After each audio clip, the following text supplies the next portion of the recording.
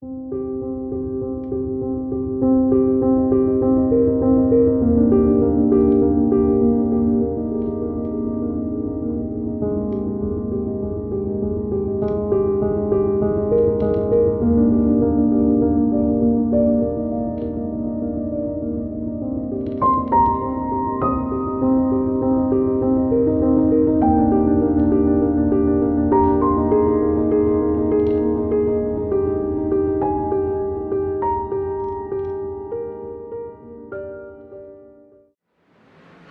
I'm Alexandra and I'm Dan and Serena's narrative family therapist.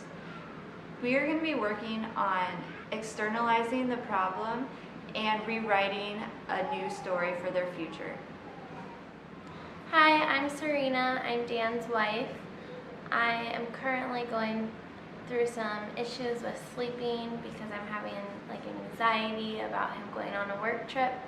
So I'm hoping that we can get things taken care of here in our sessions before he leaves for Vegas. Hi, I'm Dan. I'm leaving on a work trip to Vegas in 2 weeks, and I'm hoping with these sessions I can help ease my wife's mind a little bit to help her sleep while I'm gone. Hi Serena. Hi Dan. Hi. It's nice to see you guys. Seeing you. Nice to see you.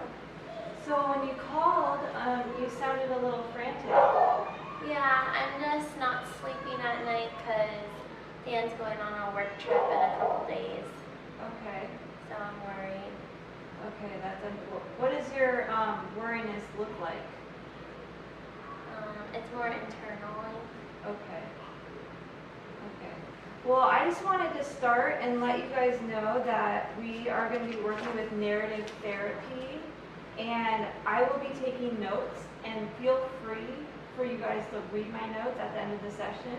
I'm taking these notes to help me help you, and then you guys can also see them and see how what kind of notes I'm taking. Do you guys have any questions about me, professionally or personally, before we get started? Okay. Well, tell me a little bit about your story. Well, I've been sober now since our last visit, Oh, great. That's amazing. and then now I have a big gig coming up in Las Vegas, and she's worried about it. Okay. So, are you going to be there for a few days? Yeah. Okay. But your sobriety's been going well. So, how does that feel? Feels really good. Good. It's disappointing that she doesn't trust me yet still, though. Okay. And Serena, what do you think the problem is? Why I don't trust him? Yeah. Or some of the issues that are going on with you. I just don't want him to be in this environment without me there to remind him not to drink, and I just feel like he'll get tempted by all the other people around him, or just being in Vegas alone, he can drink anywhere, so it's just a little nerve-wracking. I can see how that's nerve-wracking for you, definitely. What were you hoping to accomplish here? Just ways that I can cope with the fact that he's going to be away. Were there any other times that you did cope well with him being away from you? Well, I think just before, since he wasn't sober, it didn't really bother me if he would drink. But now that he's sober and that it's been 6 months, I just don't want him to go back down that path. So there hasn't been any times while Dan was away. Dan, has there been times that you've been away from Serena and she's done well? No anxiety or anything? Not that I know of. Okay. But nothing has ever come up where it's been this long of a period of time that we've been apart from each other. Okay, so I'm just going to map out the problem, and what would you think the problem is if you could sum it up? Trust. Trust. And Dan, how about you? I'd say trust as well. How does trust or her lack of trust affect you, Dan? Trying to find the right word for it. I want to say frustrates me, but it doesn't make me feel good that she doesn't trust me. But I don't know exactly how to explain it. Is there any behaviors that happen when she doesn't trust you?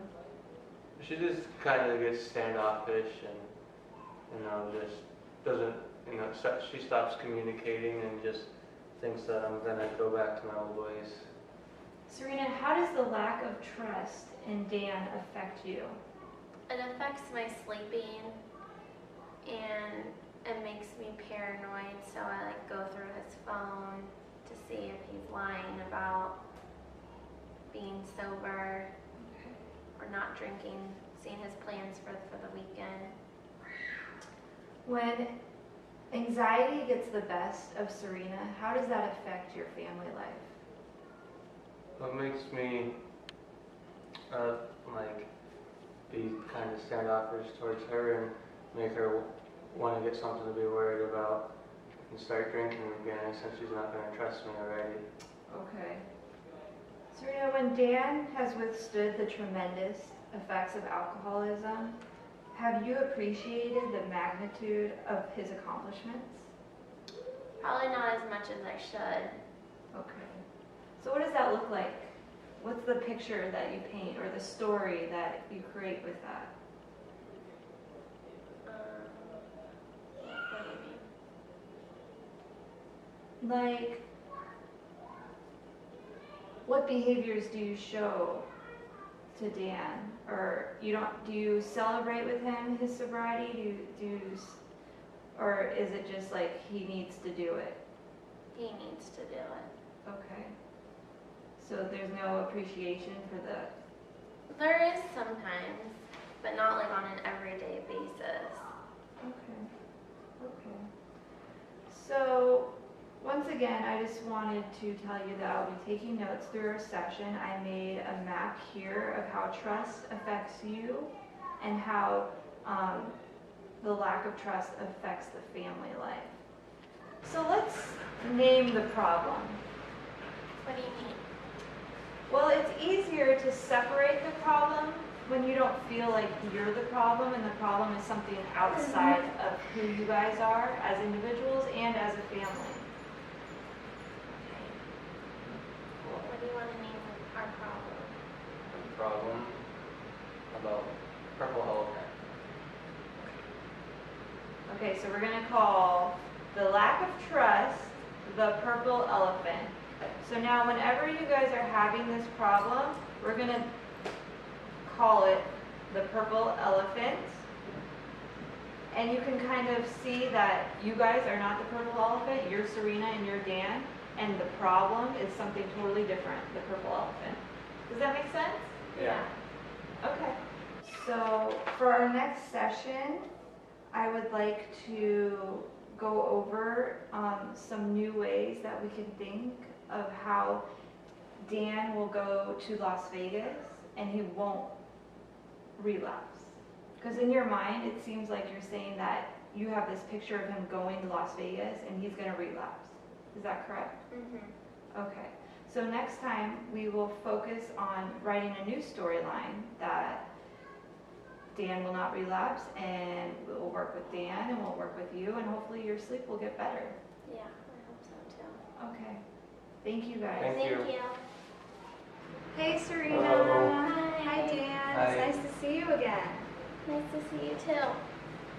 So tell me what's been going on the last week. How's your sleep? It's still the same. It is. Okay. What does that look like for you? Are you waking up every hour? Do you Yeah, not and sleep I have at bad all? dreams. Okay, bad dreams. What do you see as her sleep? Do you notice the lack of sleep? Yeah, she always texts me all day when I'm gone and saying how tired she is and she can't take care of the baby and affects our relationship about her lack of sleep. Okay. How does it affect your relationship? Just, we're always just at each other. We get irritated with each other really fast.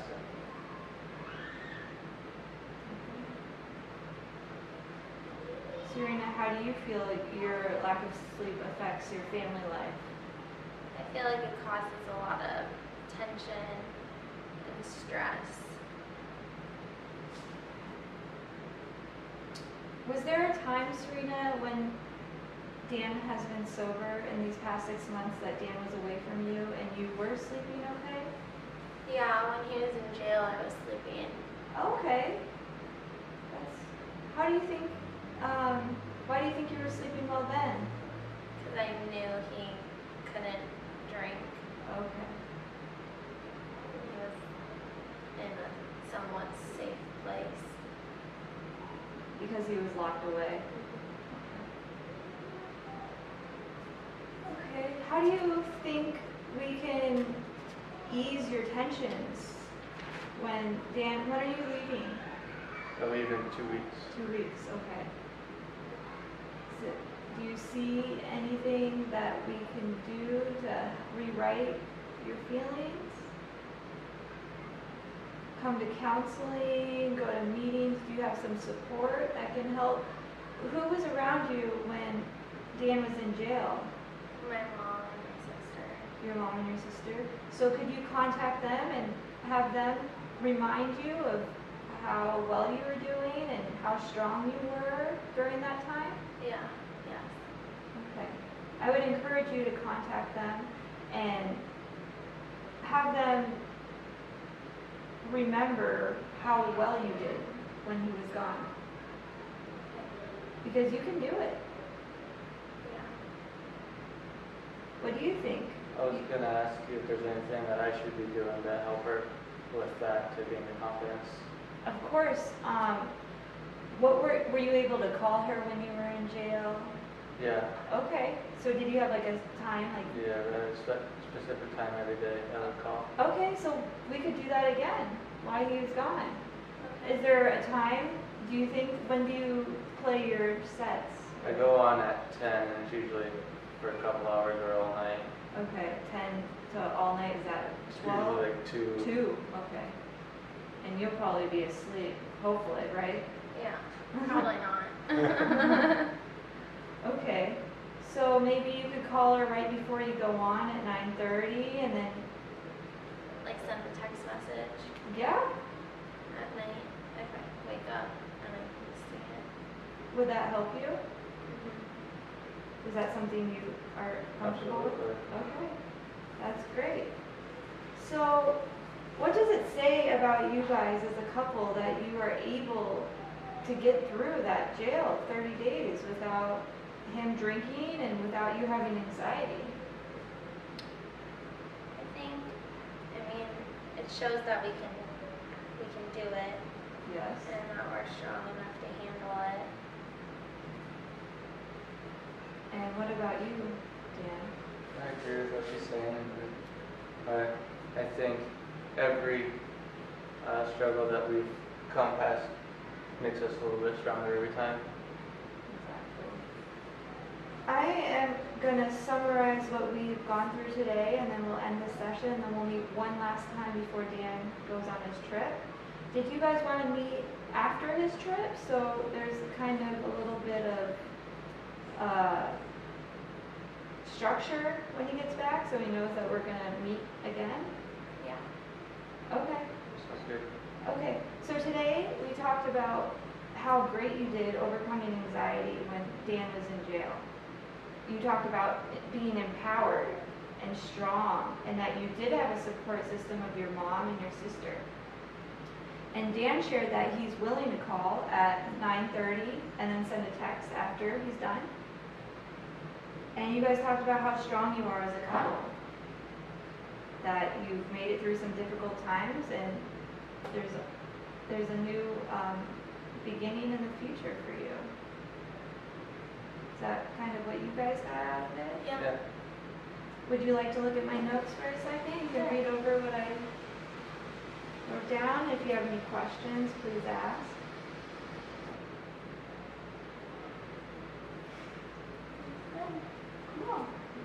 Okay, so I'll see you next week. All right. Okay. Thanks so Thank you. much. Bye. Have a good weekend.